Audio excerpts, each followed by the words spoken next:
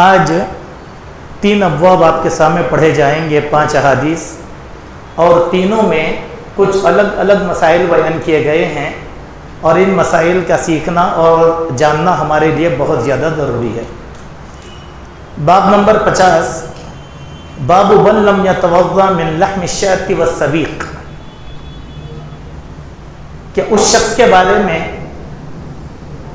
جو بکری کا گوشت اور ستو کھانے کے بعد وضو نہ کرے تو کیسا ہے۔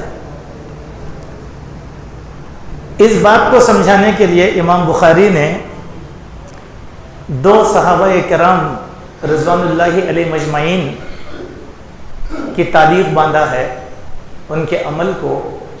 وَأَكَلَ أَبُو بَكْرٍ وَعُمَرُ وَعُثْمَانُ رضی اللہ عنہم فَلَمْ يَتَوَضَّأْ، حضرت ابو بکر نے، عمر نے، عثمان نے بکری کا گوشت کھایا لیکن وضو نہیں کیا۔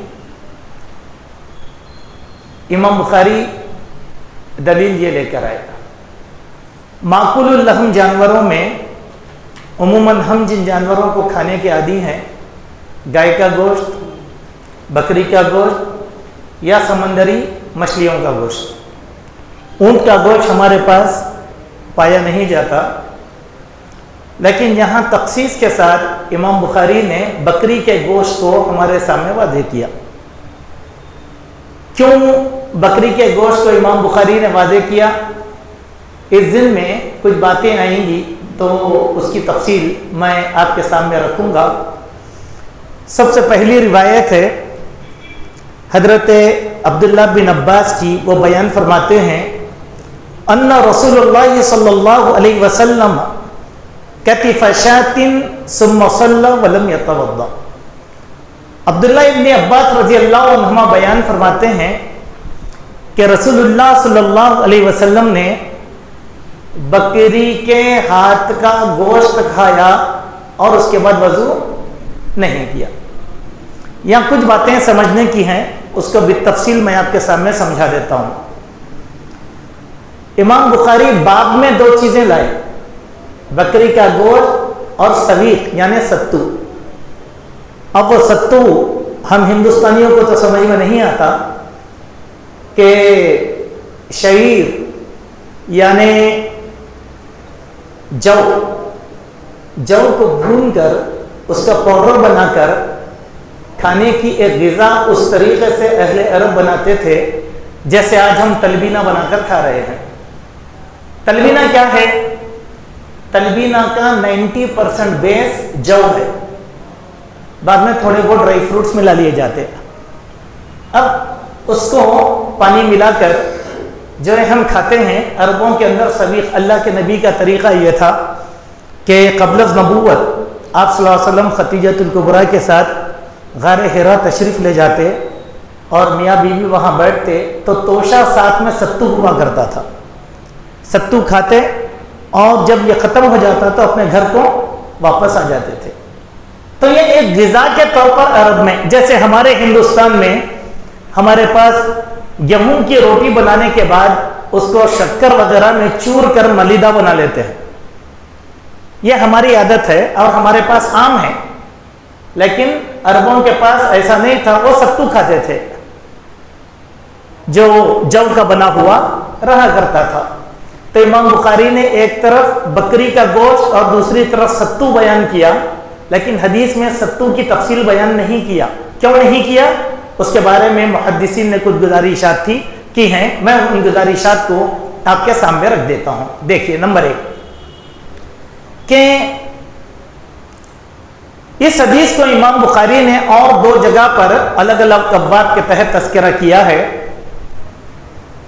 اس حدیث میں چونکہ 2 باتیں بیان کی گئی ہیں، اسی لیے اس حدیث کو 2 حصوں میں تقسیم کر کے جو بات محدثین نے بتایا وہ یہ ہے کہ دراصل یہ 2 حدیثیں ہیں، الگ الگ واقعات پر دلالت کرتے ہیں۔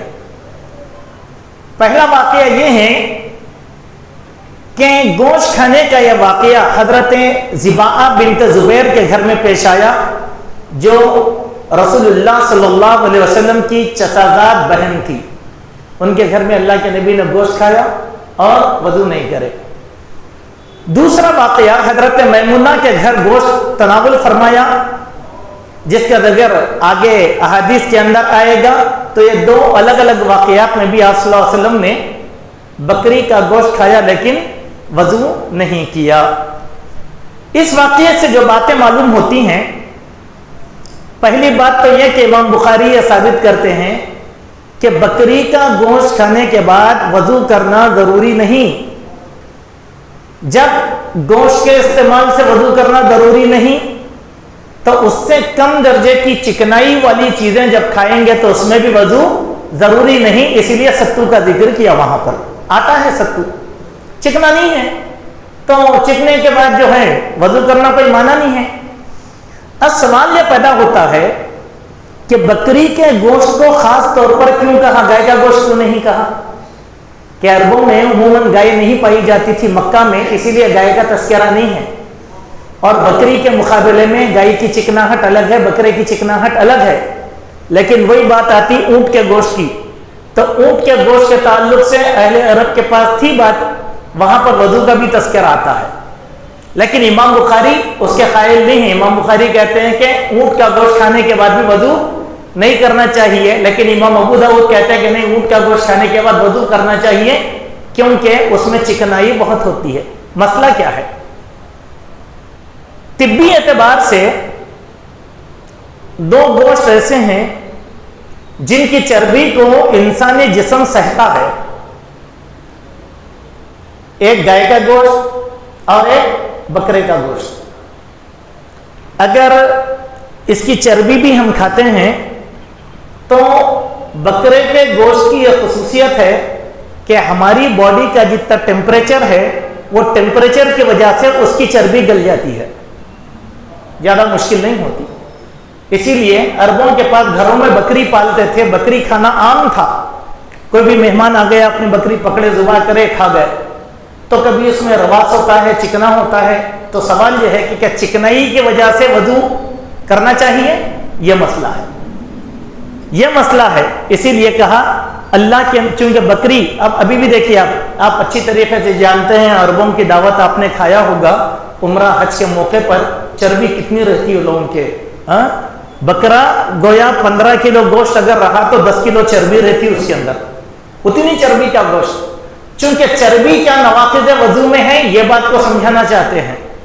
اسی لیے اگر ہم میں کا کوئی آدمی بکری کا گوشت کھاتا ہے تو اس کو جو ہے وضو کرنے کی ضرورت نہیں ہے۔ آگے آئے گی ایک اور تفصیل، وہاں کچھ خلاصے ہوں گے۔ ایک بات، دوسری بات اس حدیث میں غور کرنے کی، پورا بکری کا گوشت نہیں بولے، بکری کے گوشت کا ہاتھ کھایا، دست، جس کو دست کا گوشت کہتے ہیں۔ دیکھیے آپ، ہم پورے حیدرآبادی لوگ ہیں، ہم گوشت کی دکان پہ جا کر کیا پوچھتے ہیں کہ ران کا گوشت دو، بولتے نہیں بولتے؟ ایک دوسرا، آپ بکرے کی، اگر آپ مرغی کی دکان میں بھی آپ جائیں گے یا دعوتوں میں جائیں گے تو آپ ارے ایک لیگ پیس کھاؤ بولتے ہیں۔ آپ دیکھو، سمجھو یہ تھیوری کو۔ ایک حدیث آتی جس میں اللہ کے نبی کے بارے میں کہا گیا صفت، اللہ کے نبی کو ہاتھ کا گوشت سب سے زیادہ پسند تھا۔ بولے کیوں؟ اسی لیے کہ ہاتھ کا گوشت بہت زیادہ لذیذ اور بہت زیادہ نرم ہوتا ہے، جانور کتنا بھی بھاری بھرکم کیوں نہ ہو۔ دست کا جو گوشت ہے وہ سخت نہیں ہوتا بلکہ وہ گوشت نرم ہوتا ہے، اسی لیے اللہ کے نبی کو بہت پسند تھا۔ ران میں گوشت بہت ہوتا ہے لیکن وہ گوشت سخت ہوتا ہے، پیر کا گوشت سخت ہوتا ہے، اسی لیے اکثر لوگ پیر کا گوشت نہیں کھاتے۔ دوسرا، جب جانور بیمار وغیرہ ہوتا ہے تو اس کو انجیکشن کہاں دیے جاتے؟ پیر میں، ہاتھ میں نہیں دیے جاتے۔ مرغی کو بڑا کرنے کے لیے انجیکشن جو دی جاتی ہے وہ پیر میں، وہ ہاتھ میں نہیں دیتے یا اس کے سینے پر نہیں دیتے انجیکشن، چونکہ وہ حصہ جو ہے نازک ہوتا ہے۔ المہم، تو ہم کو اس بات کا بھی خیال کرنا چاہیے کہ گوشت چونکہ ہم کھاتے ہیں اسی لیے اس کی لذت جو ہے وہ سب سے زیادہ دست کے گوشت میں ہے، لہذا دست کا گوشت اللہ کے نبی کے طریقے پر ہم بھی کھائیں۔ ایسا نہیں کہ پیر کا حرام نہیں ہے، ایسا نہیں ہے، اللہ کے نبی کی پسند ہے۔ اور جب اللہ کے نبی کی پسند ہے تو اس پسند میں ہر قسم کی تخصیص رہتی ہے. ٹھیک ہے. ایک حدیث آتی ہے،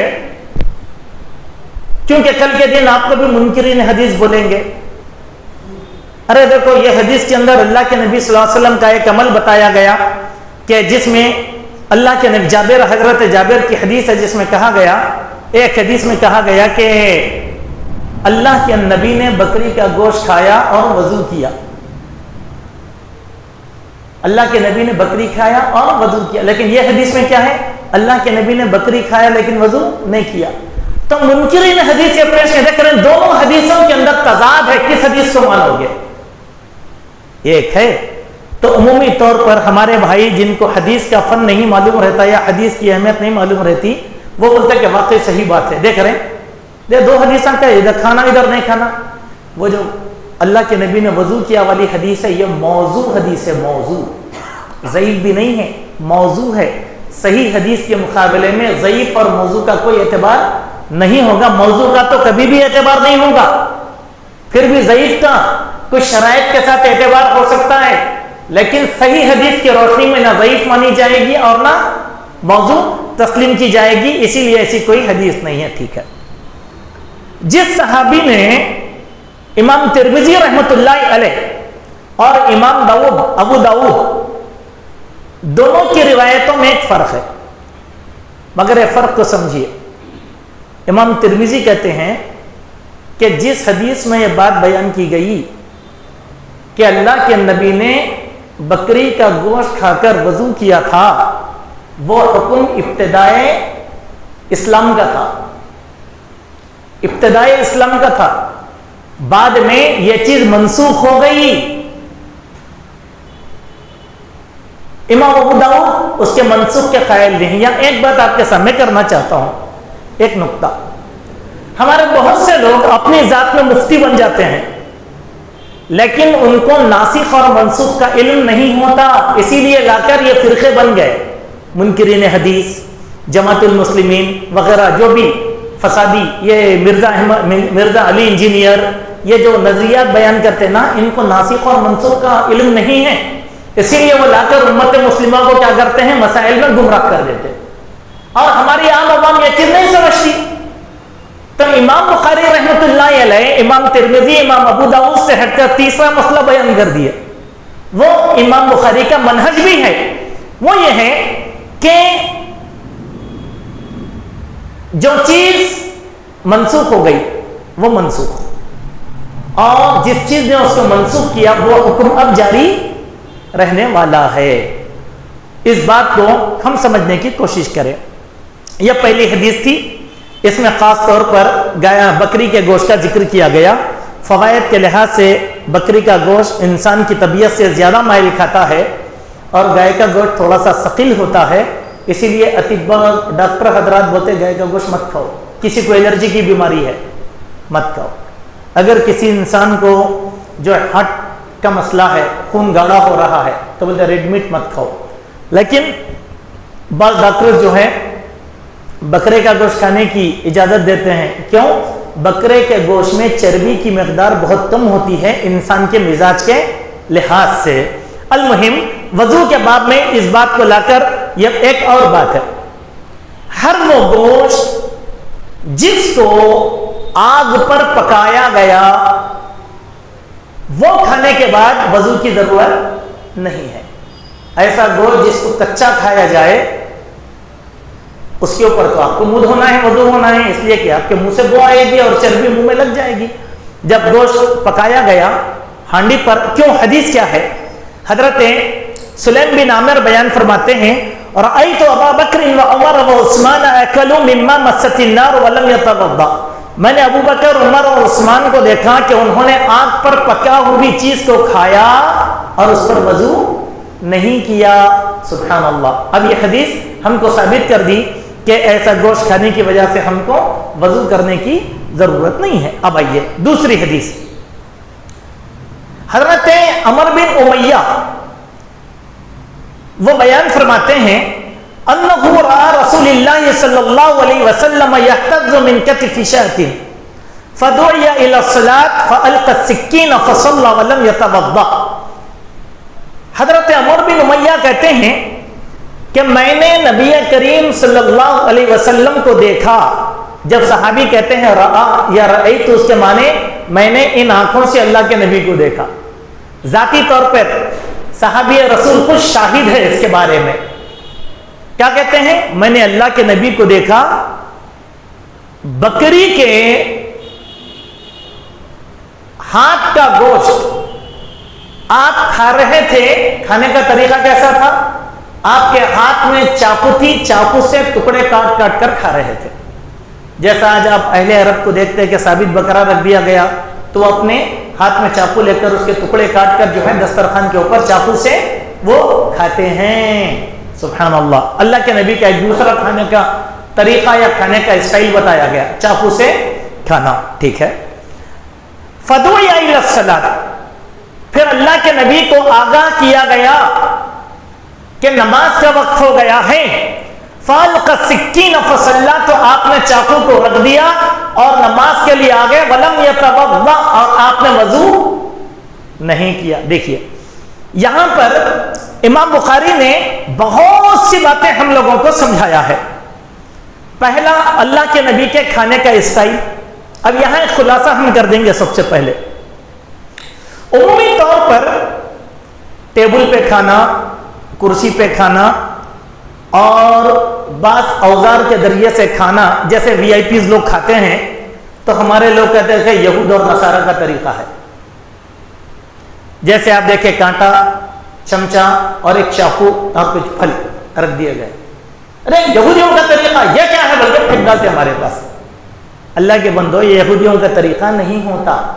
جب اسلام پھیلا پھولا، رشیا کو گیا وہاں کی عادتیں مسلمانوں نے اختیار کیا، یونان کو گیا تو وہاں کی عادتیں مسلمانوں نے اختیار کیا، اسلام چین کو گیا تو وہاں کے کھانے کا کچھ طریقہ تھا. یہ تہذیبی چیزیں ہیں، یہ حرام نہیں ہوتی. اس کے بارے میں سورہ یوسف کی تفسیر میں مولانا ابوالکلام آزاد رحمۃ اللہ علیہ لکھتے ہیں، کہا کہ جب عزیز مصر کی بیوی نے اپنی سہیلیوں کو دعوت دیا تو کھانے کے لیے کچھ فروٹ دے دیے اور فروٹ کاٹ کے کھانے کے لیے ان کے ہاتھوں میں چاقو تھما دیا تاکہ وہ فروٹ کو کاٹ کے کھائیں.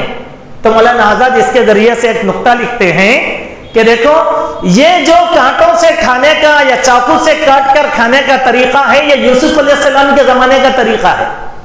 یہ مروجہ بدعت نہیں ہوتی. اگر کوئی کھا سکتا ہے تو مطلب اب یہاں پر رہی بات اللہ کے نبی کس سے کھائے؟ چاقو سے کاٹ کر کھائے.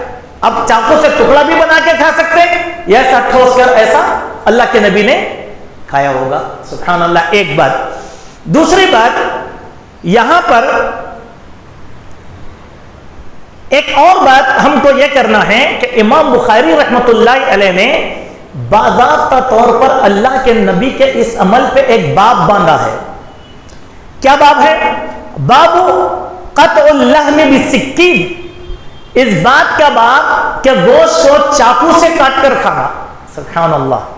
ظاہر سی بات ہے کچا نہیں ہے، یہ پکا ہے. اس سے یہ بات معلوم ہوئی کہ آج ہمارے پاس جو مندیوں کے اندر بڑے بڑے بکرے یا رانے دم دے کر کھائی جاتی ہیں، اس میں خلاف نہیں ہے. یہ اس زمانے میں عربوں کا طریقہ تھا، آج بھی عربوں کا یہ طریقہ ہے اور اس کو کاٹ کے کھانے کا ایک سلیقہ ہے.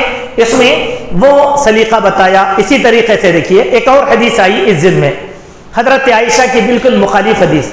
وہ بیان کرتی ہیں کہ رسول اللہ صلی اللہ علیہ وسلم نے چھری سے گوشت کھانے سے منع کیا کیونکہ یہ اجمی لوگوں کا طریقہ ہے، عربی لوگوں کا طریقہ نہیں ہے. یہ حدیث ابو داؤد میں آئی لیکن اس کی سند کے تعلق سے محدثین نے بیان کیا یہ بھی سند موضوع ہے. علامہ ابن جوزی رحمۃ اللہ علیہ اس کی تعریف کرتے ہوئے بیان فرماتے ہیں. دیکھیے اللہ کے نبی کا ایک عمل ہے، اس کے مخالف عمل نہیں آ سکتا. تو کیا کہا؟ یہ موضوع عمل ہے. اللہ کے نبی نے کھایا، ہم بھی کھائیں گے. اگر کوئی کھا رہا ہے تو کوئی حرج کی بات نہیں ہے، اس کو ادھر ادھر جو ہے جھانکنے کی ضرورت نہیں ہے. اسی طریقے سے امام ابن حجر عسقلانی کہتے ہیں کہ ضرورت کے پیش نظر چھری وغیرہ کا استعمال بالکل جائز ہے. بلا وجہ چھری سے کاٹ کر کھانا یہ عاجم اور عیش پسند لوگوں کے ساتھ تشبیہ ہے جسے شریعت نے پسند نہیں کیا. دیکھیں آپ کو ضرورت ہے، گوشت کا ٹکڑا بڑا ہے، انگلی سے نہیں توڑا جا سکتا، آپ چاقو منگائیے، کاٹ کر ٹکڑے کیجیے. سمجھے؟ اچھا اب چھوٹا ٹکڑا ہے، चिकन 65 का आप हाथ से ऐसा पकड़ के खा ले सकते। अब आप उसके बारे कहने मैं चाकू से खाऊंगा और कहने ऐसा नहीं करना, ऐसा नहीं, हाजत है तो करना, हाजत नहीं है तो नहीं करना, ठीक है। इसी के साथ हदीस में है कि जब रात का खाना, देखिए यहां पर एक बात है, जब रात का खाना सामने आ जाए और नमाज का वक्त भी हो तो पहले खा लिया जाए, फिर इत्मीनान से नमाज पढ़ी जाए। एक मसला हम सब पढ़ते हैं, क्यों, यहां पर एक हदीस में इल्लत है, फदुइया लिस्सलात कहा, खा रहे थे ना, दुइया लिस्सलात, तो अल्लाह के नबी दस्तरखान छोड़ के कैसा चले गए? आपने क्या हुक्म दिया? हजरत आयशा की हदीस है, जब दस्तरखान चुन दिया जाए तो पहले खाना खाया जाए, फिर बाद में नमाज पढ़ी जाए। लेकिन अल्लाह के नबी आवाज देते, हजरत बिलाल आवाज दिए, या रसूल अल्लाह नमाज का वक्त हो गया, तो आप चाकू रख दिए, नमाज को आ गए। क्या मसला है इससे? दो हदीसों में तारुफ हो गया ना। एक तरफ अल्लाह के नबी कह रहे हैं कि नहीं खाना खा के जाओ, एक तरफ खुद अल्लाह के नबी चाकू छोड़ के आ गए। क्या मतलब है? हाँ, ये तारुज नहीं है, वो जो हुक्म है आम मुसलमान के लिए है, ये जो अमल है खास इमाम के लिए है। फर्ज कर लीजिए मस्जिद का एक इमाम मुकर्रर कर दिया गया, इमाम का काम है नमाज अदा करना, लोगों की इमामत करना। अब इमाम साहब कमरे में खाना खा रहे हैं, अभी 5 मिनट है ना, मैं खाना खा के आता हूं, तो मौज़िन की जिम्मेदारी है कि वक्त होते ही जाकर इमाम को आगाह करना। इमाम का काम है कि अपना खाना छोड़ देना, सीधा नमाज के लिए आ जाना। क्यों? वरना उसके इंतजार में अहबाब जमात को तकलीफ हो जाएगी। अहबाब जमात को इंतजार, ठहरो भाई इमाम साहब आ रहे हैं, मिसाल के तौर पर जैसे इमाम साहब, हमारे पास के इमामों की एक आदत है, आम मस्जिदों में है ऐसा, और इमाम साहब की हवा इतनी ज्यादा चलती मस्जिद के अंदर, बाज़ मुकामात पे इमाम साहब बोलते मैं आने तक मुसल्ले पे कोई नहीं चढ़ना। अब इमाम का इंतजार 5 मिनट 10 मिनट 15 मिनट इंतजार, क्या इमाम साहब आ रहे हैं? नहीं, गलत, यह तरीका गलत है। इमाम हाजिर नहीं है तो मौज़िन कुरान सबसे ज्यादा जानने वाले आदमी को आगे बढ़ाकर इमामत करवाएगा। लोगों को इंतजार में नहीं डाला जाएगा। अगर लोगों को इंतजार में डाला जाता तो बिलाल से अल्लाह के नबी कहते थोड़ा इंतजार करो, मैं खाना खा के आ रहा हूं, बोलते थे खाना खा के आ रहा हूं। तो इमाम को वक्त पर आना यह जरूरी है। अल्लाह के प्यारे नबी सल्लल्लाहु अलैहि वसल्लम ने ये अमल करके हमको साबित कर दिया, और इमाम बुखारी रहमतुल्लाहि अलैहि ने इस पर भी किताबुल अज़ान के अंदर एक बाब जो है बांधा। ठीक है, चलिए, तो अल्लाह के नबी खाना छोड़ दिए और खाना छोड़कर हजरत बिलाल की आवाज पर फौरन आ गए और आपने इमामत की, लेकिन वजू नहीं किया। कई मसाइल अल्हम्दुलिल्लाह इस हदीस के अंदर यहाँ पर आ गए। हमको इन बातों का पासो लिहाज रखना बहुत ज़रूरी है। बाप के तहत जो मसला आया था उस मसले को भी हमने आपके सामने वाज़ेह कर दिया कि बकरी का गोश्त खाने के बाद या कोई भी गोश्त खाने के बाद वजू नहीं है, बस बगैर वजू के, यानी कि लाज़िमन वजू नहीं है। अगर आदमी वजू से है तो उसी हालत में नमाज पढ़ा सकता है, ये बात बताई गई। हाँ, वजू से नहीं है तो उसको तो वजू बनाना ही है, क्योंकि बगैर वजू के नमाज नहीं होती। अब आए बाब नंबर 51, इसके अंदर भी बड़ी एक बारीक सी बात बयान की गई है। बाबू मन मज़मज़ा मिनस सवीक़ी व लम यतवज़्ज़ा, इस बात का बात कि एक आदमी ने सत्तू खाया, सत्तू खाने के बाद क्या किया? वजू करने के बजाय सिर्फ कुल्ली कर लिया, तो कैसा है? सुभान अल्लाह। देखिए, यही शरीयत है और शरीयत के यही आदाब है। यही आदाब को हम जानना बहुत ज्यादा जरूरी है। एक आदमी सत्तू खा लिया, वजू नहीं किया, बल्कि क्या किया? कुल्ली कर लिया। ये पूरे हदीसों में एक बात आती, देखिए बारीक बात गौर कीजिए। मुसलमान हमेशा बावजू होता है, इसीलिए बातें कही गई। अगर बावजू नहीं है तो उसके लिए सब अहकाम नहीं है, फिर उसको तो वजू करना ही है। चाहे ऊंट खाओ, चाहे मछली खाओ, चाहे गोश्त खाओ, वजू करके आके नमाज में मिलना है। एक आदमी बावजू है और ये काम हो रहे हैं तो उसको दोबारा वजू की जरूरत नहीं है। चलिए ठीक है। अब इमाम बुखारी रहमतुल्लाहि अलैह ने जो बात हमको यहाँ पर समझाया वो ये है कि अन सुवैद इब्न नुअमान अखबरहु अन्नहु खरज मअ रसूलिल्लाहि सल्लल्लाहु अलैहि वसल्लम आम खैबर हत्ता इज़ा कानू बिस्सहबा حضرت نعمان بن سوید، حضرت سوید بن نعمان بیان فرماتے ہیں کہ میں اللہ کے نبی صلی اللہ علیہ وسلم کے ساتھ خیبر کی جنگ کے لیے نکلا، خیبر کے مقام پر نکلا، یہاں تک کہ ہم مقام صحابہ میں پہنچ گئے اور وہاں اللہ کے نبی نے پڑاؤ کیا، وہی ادنا خیبر، اور یہ مقام خیبر سے قریب تھا۔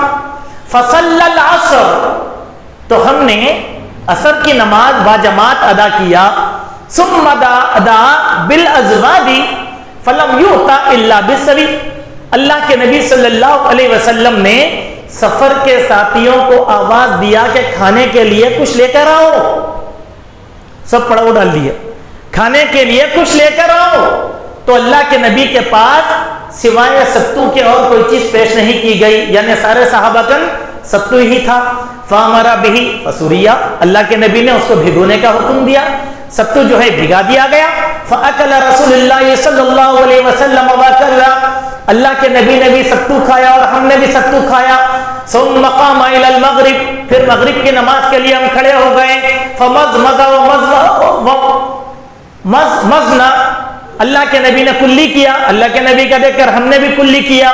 ثم صلی ولم یتوضا، پھر آپ نے نماز ادا کیا اور ہم بھی نماز ادا کرے اللہ کے نبی کے پیچھے۔ دیکھیے کیا بات ہے، ستو کھانے کے بعد۔ اب یہاں پر کچھ علتیں ہیں جس کو سمجھنے کی بات ہے۔ نمبر ایک، اس میں حدیث سے جو باتیں ہمارے سامنے آ گئی ان میں سے ایک بات یہ ہے جس کو محدثین نے پیش کیا۔ مسئلہ نمبر ایک، آگ کی تیار کردہ اشیاء کے استعمال سے نہ تو یہ وضو ٹوٹے گا اور نہ تجدید وضو کی حاجت ہے۔ نمبر دو، کھانے کے بعد کلی کے ذریعے سے منہ صاف کرنا ایک پسندیدہ عمل ہے تاکہ منہ سے چکنائی کے اثرات ختم ہو جائیں، ستو وغیرہ کے اجزاء نکل جائیں۔ اب یہ حکم خالی ستو کا نہیں ہے، کوئی بھی کھانا کھا لو، آپ کوئی بھی کھانا کھا لو، کلی کرنا چاہیے، چونکہ جو دانتوں میں جو نس پھنسی ہوئی رہتی ہے، کھانے کے دانے ٹوٹے ہوئے، وہ کلی کرنے سے کیا ہوتے ہیں، نکل جاتے ہیں۔ اس بات کا ایک ادب سکھایا گیا، یہ ادب سکھایا گیا، ایسا نہیں کہ ابھی میں بریانی کھا لیا لہٰذا جو وضو بنا کر رہتا ہوں، نہیں ضرورت نہیں ہے، وضو سے ہیں تو وہی وضو کے اندر نماز آپ ادا کر سکتے ہیں۔ تیسری بات، دوران سفر اشیاء خورد و نوش ہر مسافر کو اپنے ساتھ رکھنا چاہیے، کیونکہ سفر عذاب کا ایک ٹکڑا ہے، پانی ہے، خوراک ہے۔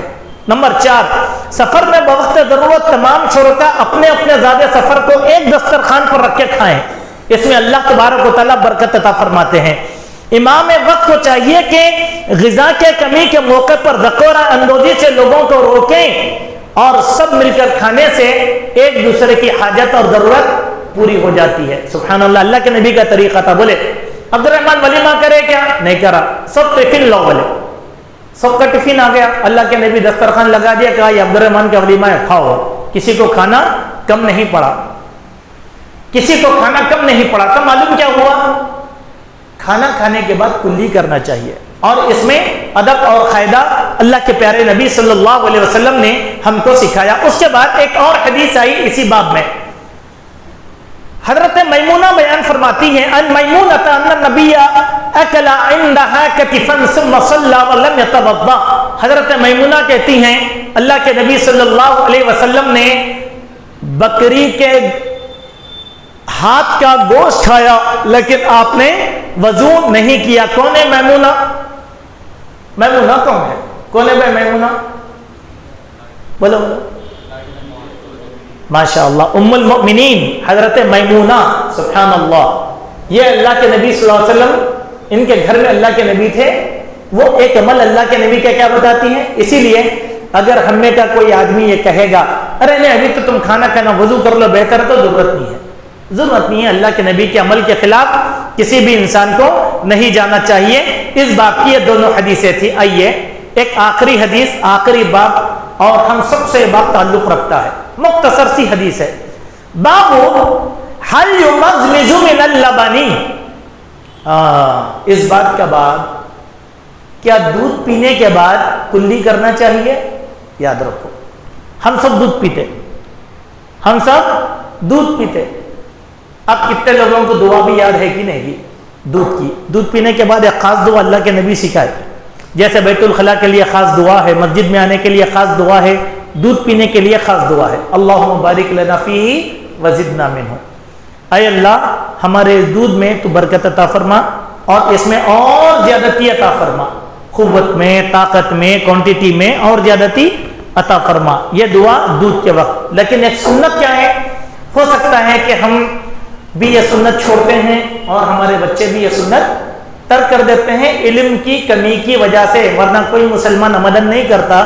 علم کی کمی یا تساہل کی وجہ سے کوئی بھی مسلمان غلطی کر سکتا ہے۔ دیکھیے حدیث بڑی پیاری ہے بات کے تحت۔ ابن عباس ان رسول اللہ صلی اللہ علیہ وسلم شرب لبنا فمضمض وقال ان له دسما۔ سبحان اللہ۔ حضرت ابن عباس کہتے ہیں کہ رسول اللہ صلی اللہ علیہ وسلم دودھ نوش فرماتے تھے، اور دودھ نوش فرمانے کے بعد آپ صلی اللہ علیہ وسلم فمضمض کلی کر لیتے تھے، دودھ کے بعد کلی کر لیتے تھے۔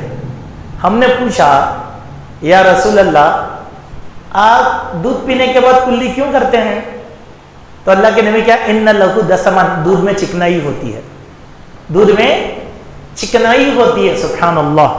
اب اس زمانے میں ایسا تو نہیں تھا کہ گاڑے دودھ کو ٹون بنانے کے لیے کوئی پروسیس نہیں تھا اس زمانے کے اندر۔ جو بھی جانور سے، بکری کا ہو یا گائے کا ہو یا اونٹ کا دودھ نکھارا جاتا لوگ ویسے ہی پی لیتے تھے۔ بعض روایتوں میں آتا ہے کہ اس میں پانی ملا کر پینا چاہیے تاکہ اس کی چکنائی کو جو ہے کم کیا جا سکے، پانی ملا کر دودھ میں پینا، یہ احادیث کے اندر تذکرہ آیا۔